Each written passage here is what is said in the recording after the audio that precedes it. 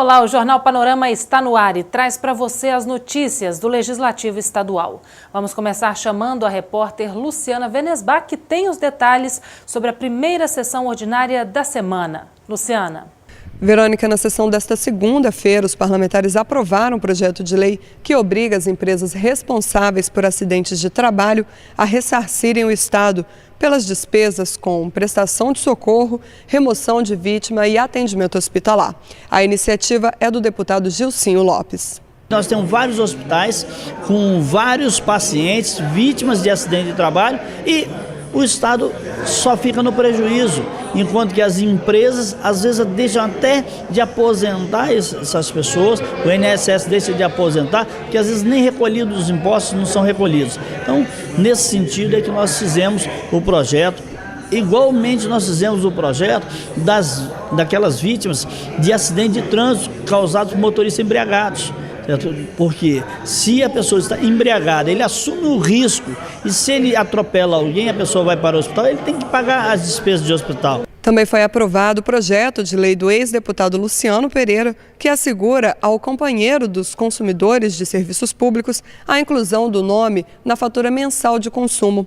O objetivo é fazer com que as pessoas que são dependentes do cônjuge também tenham o nome no comprovante de residência. Além disso, foram aprovadas 43 indicações parlamentares ao governo do Estado. A maioria delas solicita a instalação de torre de telefonia móvel e internet em localidades do interior do Estado. É com você, Verônica. Obrigada, Luciana. Terminam as sabatinas dos 20 candidatos a conselheiro do Tribunal de Contas.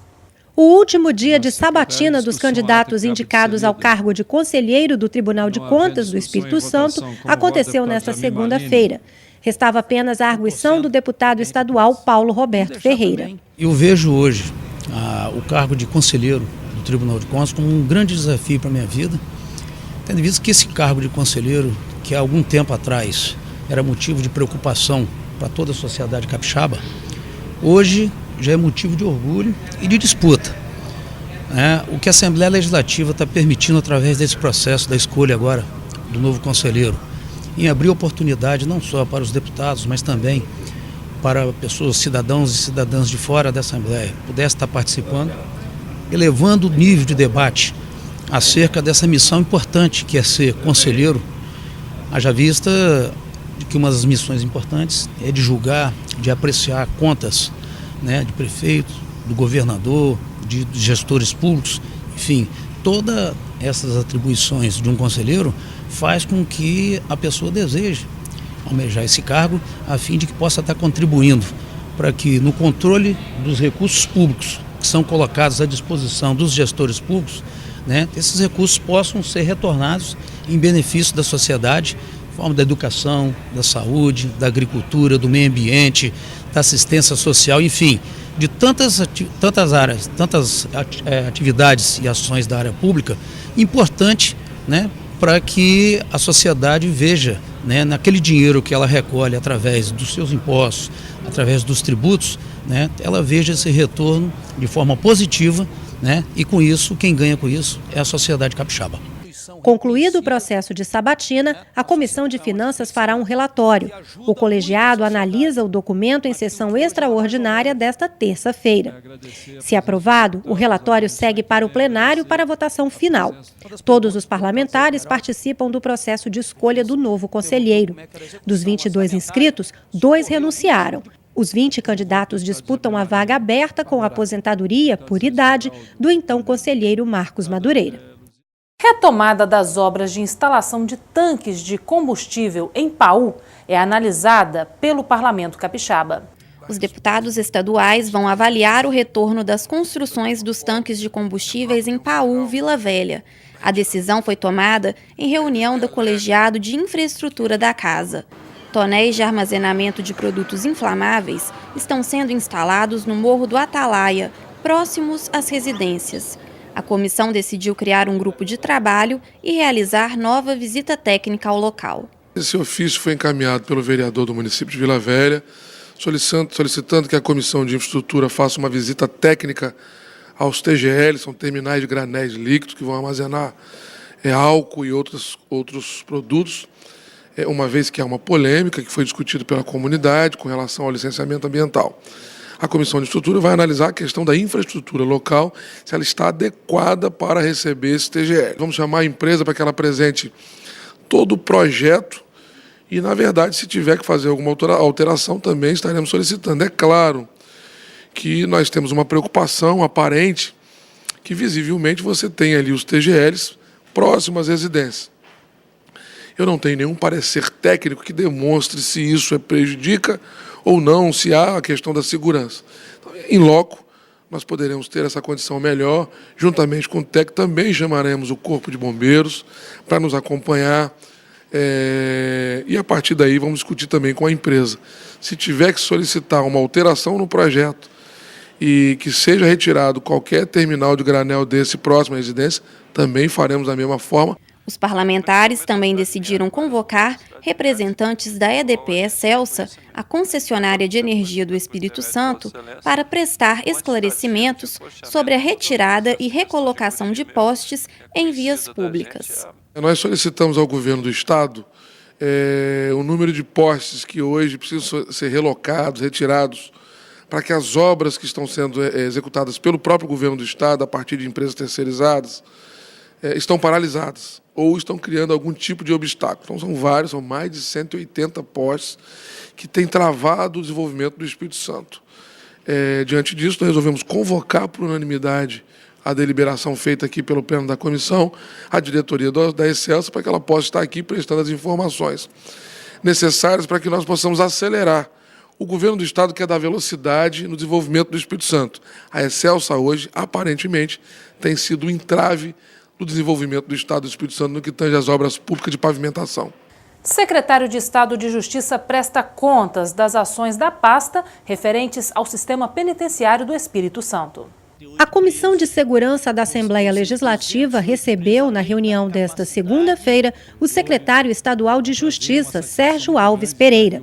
Entre os temas discutidos estavam os desafios do sistema carcerário capixaba, incluindo a falta de mais de 2.000 vagas em presídios.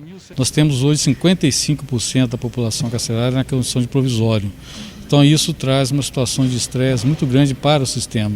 Então esse é um foco, é uma parte do sistema penitenciário que nós temos que atacar muito forte e nós estamos com propostas concretas, já entregues ao governador, no sentido de estabelecermos alguns institutos, algumas providências, instrumentos para que o juiz, o Ministério Público, ao julgar, possa condenar essa pessoa a outra medida que não seja a pena privativa de liberdade. Nós esperamos que nas próximas semanas isso já venha aqui para a Assembleia Legislativa, para até o final do ano todos esses instrumentos já estejam à disposição da sociedade capixaba para que a gente possa superar esse desafio. Atualmente, o sistema carcerário possui mais de 15.000 internos, sendo mais de 90% do sexo masculino com idade entre 18 e 30 anos. O trabalho de ressocialização dessas pessoas inclui educação, trabalho e profissionalização, além de ações para aproximar as famílias. E os principais projetos da Secretaria daqui para frente? Bom, é a Diretoria de Monitoração Eletrônica e Controle da População Carcerária, a Diretoria de Reintegração e Ressocialização, que vai fazer o acompanhamento daquele que acaba de cumprir a pena ou está em regime aberto. Muitas vezes essa pessoa tem dificuldade em conseguir uma ocupação lícita, um trabalho, ou tem dificuldade na sua moradia, ou na assistência à família, enfim. Nós vamos dar toda uma assistência para que ele seja inserido a programas até já existentes dentro do município, para que ele não volte a cometer outros crimes, e passe a ser novamente um preso. Então nós precisamos acompanhar essa pessoa para que ele não volte a cometer novo crime. E para isso nós estamos propondo a criação dessa diretoria de reintegração e ressocialização e uma central integrada de penas e medidas alternativas. A Comissão de Segurança avaliou a prestação de contas. Ótimo balanço, secretário de Justiça. Nós fizemos uma sugestão de fazer um mutirão entre Secretaria de Justiça, Ministério Público, Judiciário, Ordem dos Advogados, Defensoria Pública, no sentido de verificar todos os processos. Muitos presos, 2.630 presos condenados com penas inferior a 4 anos, que já deveriam estar fora do sistema, ainda permanecem nos sistemas. 7.198 presos provisórios, presos que têm condições de estar em liberdade e ainda continuam presos. Então tem que haver uma avaliação, um exame mais acurado da situação carcerária dos presos provisórios. Então é isso que nós queremos e é isso que o governador espera e é o que a sociedade precisa. Comissão especial sugere novas formas de distribuição de imposto para melhorar a situação dos municípios capixabas, principalmente os mais pobres. Novas propostas de distribuição do ICMS, o Imposto sobre Circulação de Mercadorias e Serviços, foram apresentadas pelo presidente do Conselho de Secretários de Fazenda dos municípios do Espírito Santo aos deputados da comissão especial que está debatendo a repartição do tributo pelos municípios capixabas. A proposta principal é a de distribuição dos recursos de forma inversamente proporcional à arrecadação per capita de cada município, ou seja, as cidades com menor arrecadação receberiam maior parcela dos recursos. Nós temos a preocupação de que o que hoje cria uma desigualdade, ou cria diferença em relação à distribuição, ela está mais em cima do que fala a Lei Complementar 63 em relação ao VAF, ao valor agregado fiscal, do que efetivamente a parte que o Estado está contemplando, mas não deixa de ser uma opção de estar distribuindo e até mesmo usar esse mesmo critério para aplicar em cima do Fundo das Desigualdades. Na próxima semana, o colegiado continua os estudos com novos convidados. Nós estamos recebendo um projeto de lei vindo do governo do Estado do Espírito Santo, que é muito importante para os municípios, que é permitir que desse fundo seja permitida a utilização de recurso financeiro para o custeio, mas também está colocado que só isso não basta, que nós precisamos de outras alternativas, inclusive com a sua distribuição de maneira diferente por parte de alguns municípios. Então, nós temos objetivas propostas que podem ser debatidas. O que é importante? É importante as pessoas perceberem que nós não queremos fazer isso a partir da Assembleia sem ouvir os municípios, que são os atores interessados, os mais interessados nessa discussão. Então, por isso, nós estamos abrindo para que os secretários de Fazenda, para que os prefeitos municipais, para que os vereadores e para que todos os deputados participem desse debate. E por falar em imposto, o seminário em Vitória reúne autoridades federais e estaduais para debater o projeto de lei que altera os valores e forma de cobrança dos terrenos de marinha. A matéria é do governo federal e ainda está em tramitação na Câmara dos Deputados. A redução da taxa cobrada sobre terrenos de marinha foi tema de debate em seminário realizado em Vitória nesta segunda-feira. Deputados federais e estaduais, moradores e empresários do setor imobiliário se reuniram no auditório da FDV e discutiram os transtornos ocasionados pela taxa para a população e as mudanças sugeridas por projeto de lei em tramitação no Congresso Nacional. A matéria redefine os critérios jurídicos, econômicos e sociais dos terrenos de marinha no país. O proponente da reunião no Estado, deputado federal Lelo Coimbra, fala sobre o objetivo do debate. Vai reduzir as taxas de marinha, esse é o objeto central dele. Todas as taxas vai reduzir e mudar um conceito de que essa taxa, isso nos dá o passo para o pé seguinte, nos dá o pé para o passo seguinte, é que esse projeto ele tira o caráter financeiro das taxas de marinha, bota o conceito, mas começa a diminuir, a mitigar, a reduzir, a restringir a possibilidade de cobranças. Isso para nós é bom, porque daqui a pouco nós vamos fazer a eliminação, vamos fazer a extinção da taxa. O terreno pode ficar, a propriedade de união no seu conceito e na sua função, mas a fonte para pagar isso não pode ser do cidadão, do contribuinte, não pode ser sua, tem que ser do governo federal, no orçamento do governo federal. Dados apresentados pelo parlamentar apontam que no Espírito Santo cerca de 80 mil moradores residem em áreas de marinha, sendo que 70% das residências estão nesses locais. Isabela é uma das moradoras de Vitória nesta situação. Ela falou sobre os problemas para a família causados pela cobrança da taxa. Meu pai, em 2006, ele foi surpreendido com uma cobrança de uma taxa de R$200 mil, sobre o que ele não teve conhecimento anteriormente, nunca tinha sido intimado pessoalmente. Então ele foi avisado por um boleto, na verdade, que chegou na casa dele com essa dívida de R$200 mil. E aí, nessa época, nós entramos com ação na justiça, e só que a ação na justiça demorou tanto que deu tempo de o meu pai ser beneficiado pela isenção. Porque em 2006 ele não tinha direito à isenção, só que em 2007 a faixa de isenção aumentou.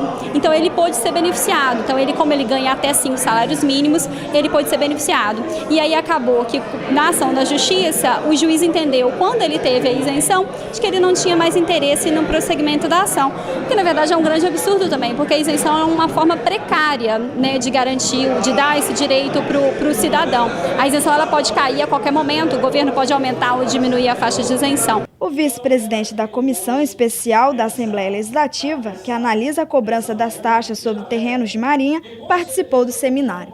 Esse somatório de forças, ele é muito importante para a solução do problema. É lógico que a coisa você não pode resolver de uma hora para outra. O ideal, e as pessoas, na verdade, que vêm aqui, elas vêm exatamente para receber uma informação assim, importante, ou seja, os terrenos de marinha, a partir desta data, não serão mais, os seus moradores não pagarão mais o terreno de marinha, quer dizer, a extinção da taxa de terreno de marinha. Mas nós sabemos que existe a parte burocrática, existem as dificuldades, né? Mas já foi um passo importante. E o Jornal Panorama fica por aqui. Mas você pode continuar acompanhando o trabalho dos deputados através do nosso site e também das redes sociais. Muito obrigada pela sua audiência de sempre e eu te espero em nossa próxima edição. Até lá!